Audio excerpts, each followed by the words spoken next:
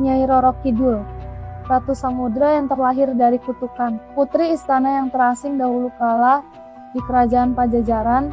Hiduplah seorang putri cantik bernama Dewi Kadita, putri dari raja yang bijaksana. Namun, kecantikannya justru membawa petaka. Permaisuri kedua dikuasai iri, menginginkan putrinya sendiri naik tahta. Ia meracuni pikiran raja dan menebar fitnah ke seluruh istana. Pada suatu malam, saat hujan mengguyur halaman kerajaan, permaisuri itu memanggil seorang dukun tua yang sangat ditakuti. "Hapuskan kecantikan putri itu," bisiknya. "Biarkan seluruh kerajaan membencinya."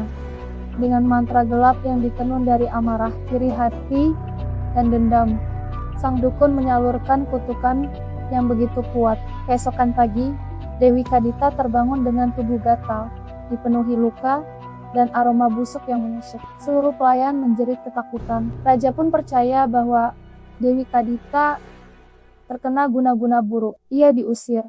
Putri yang dulu dicintai oleh seluruh rakyat kini berjalan sendirian di tengah hutan, diterpa angin dingin dan burung-burung yang terbang menjauh darinya. 2 perjalanan menuju selatan. 7 hari 7 malam. Dewi Kadita berjalan tanpa makan dan tanpa tidur. Luka-luka di tubuhnya semakin parah, namun ia terus melangkah. Suara lembut angin sering berbisik, "Pergilah ke selatan. Di sana, laut akan memanggilmu." Bukan suara manusia, entah dari mana datangnya. Namun suara itu membuat langkah Dewi Kadita semakin pasti. Ia melewati padang ilalang yang luas, hutan rimbun, hingga tebing curam. Setiap malam, ia mendengar suara ombak yang semakin dekat, seperti nyanyian yang memanggil namanya. Hingga pada hari ke-8, ia melihat Samudra Hindia. Lautan itu membentang luas, berwarna hijau gelap, dengan ombak yang bergulung seperti raksasa tidur. Dewi Kadita tidak tahu kenapa, tetapi hatinya merasakan kedamaian. Seolah laut itu menunggunya. 3 kelahiran sang Ratu Laut. Saat ia melangkah masuk ke dalam air, tubuhnya tiba-tiba terasa ringan. Rasa sakit hilang, lukanya mengering, aromanya sirna. Air laut menjadi hangat, seperti pelukan seorang ibu. Ombak pun naik tinggi, lalu menelan Dewi Kadita sepenuhnya. Semua hening di dasar laut. Cahaya hijau menyilaukan membungkus tubuhnya. Di tengah pusaran cahaya itu, suara besar dan dalam menggema. "Engkau tidak dikutuk untuk mati, engkau dipanggil untuk memerintah." Laut menjelma menjadi kerajaan megah. Istana dari batu karang raksasa, pintu-pintu dari mutiara, dan ribuan makhluk laut yang bersujud kepadanya. Ketika Dewi Kadita membuka mata, ia bukan lagi manusia. Rambutnya berubah menjadi untayan panjang berwarna hijau laut. Tubuhnya memancarkan cahaya, dan kulitnya berkilau seperti sisik halus. Ia terlahir kembali sebagai Nyai Roro Kidul, sang Ratu Pantai Selatan.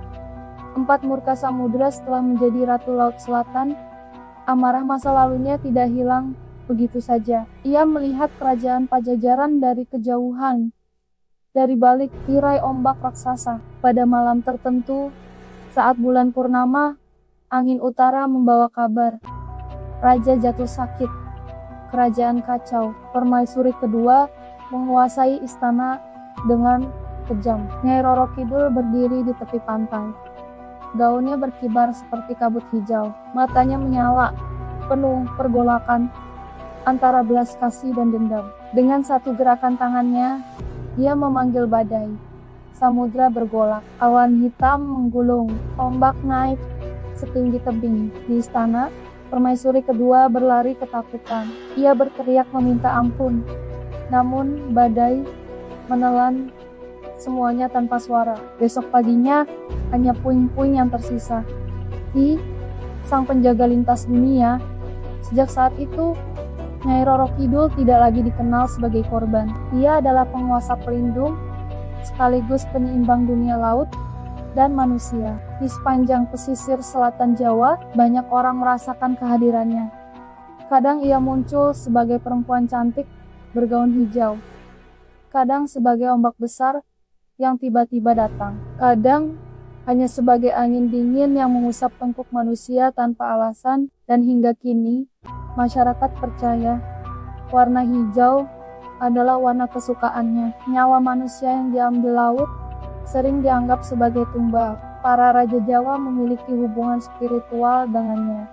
Ia menjaga lautan, namun akan murka bila dilanggar. Ia bukan sekadar legenda, ia adalah misteri abadi yang hidup di antara mitos, budaya, dan rasa takut manusia. Epilog Nyai Roro Kidul lahir dari kehancuran, namun menjelma menjadi ratu yang tidak tertandingi. Ia adalah simbol bahwa kekuatan terbesar sering lahir dari luka terdalam, dan tak semua kisah yang terasa gelap berakhir dengan kehancuran.